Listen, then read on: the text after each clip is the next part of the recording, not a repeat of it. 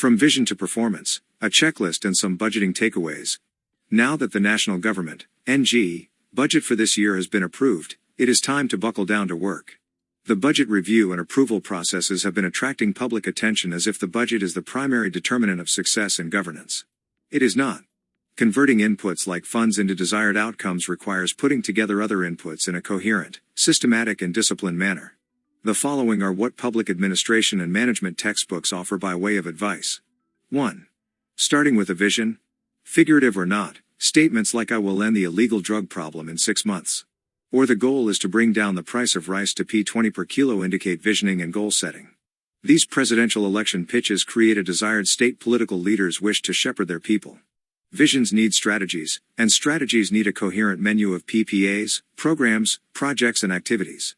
To succeed, PPAs require enabling leadership, results-driven management, a competent core of human resources, organizational stability, an institutional knowledge base, and adequate budgetary support, among many other inputs. Often, the country's leaders do not need novel visions to visualize and end or overthink what they can offer their constituents.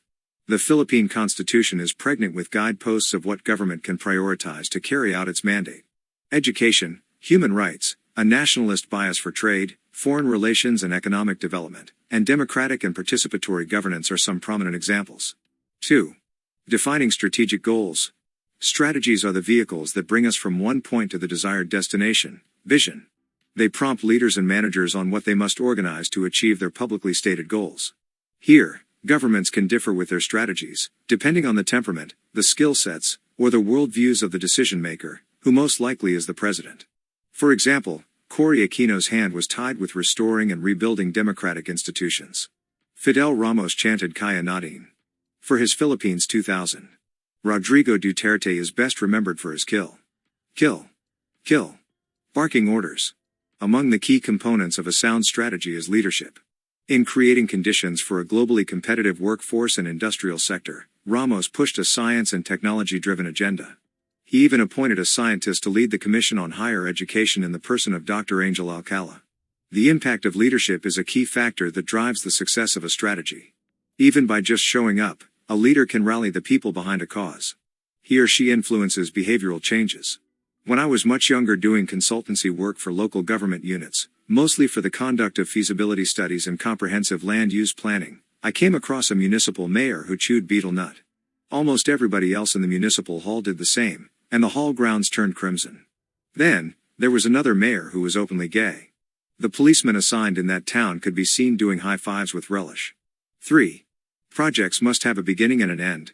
Clear monitoring and evaluation tools that benefit the support from a broad range of the constituency are important. They must be established at the outset to measure PPA performance. These tools must indicate both a beginning and an end for each project. Otherwise, we keep on chasing the end of the rainbow. Without a kilometer marker, motorists are clueless as to how much more gas they would need to burn to reach their destination. We remain in dreamland even after having spent billions of pesos on flood control projects, or for modernizing the agriculture and national security sectors. M&E, monitoring and evaluation, results inform the next steps, whether to enhance PPA implementation, upscale or replicate in other locations, to downscale or pre-terminate associated works contracts. 4. A continuous learning process. Work on the ground is often where we falter. Organizational capacity is another key factor that can either enable or hinder the effective implementation of laws and PPAs. Sometimes, government agencies are top-heavy, with little else below them doing the heavy lifting.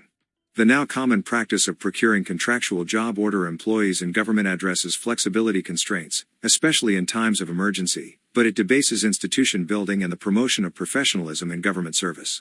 Instead of institutionalized and highly trained management units addressing perennial needs such as security and disaster prevention and response, there are ad hoc committees or task forces. We note that P168.24 billion of the P194 billion that President Bongbong Marcos vetoed in the 2025 budget represented the so-called unprogrammed appropriations, or UAs, most of which were intended for foreign loan-funded PPAs. With executive authorization for UAs, funding is made available on certain conditions, such as meeting implementation targets. Defunding these PPAs highlights the government's inability to efficiently and effectively implement these foreign-funded projects. Implementation delays are not only a form of corruption, But they also cost the government billions of pesos in the form of commitment fees. Even with a corrupt-free administration, which is an impossibility, the checklist for making government projects work is long and complex. The process requires leadership that inspires and motivates, a management that can account for every resource at its disposal, a robust organization, a lean but mean bureaucracy, a results-driven pool of human resources and, of course, a budget. Failure in just one of them has made many a president look foolish for making promises they cannot keep. 5. A footnote on the budgeting process. There are outstanding issues that threaten broad public support for agency-specific appropriations. Even looming larger is the lingering distrust in how both the legislative and executive branches of government get around to agreeing on the overall proposed spending mix. In what has become a norm for today's politics, the abusive exercise of delegated authority is once more evident, moderated only by the tension between the naked pursuit of self-interest and the careful layering of optics by which every politician must build for his or her public projection. Aberia@gmail.com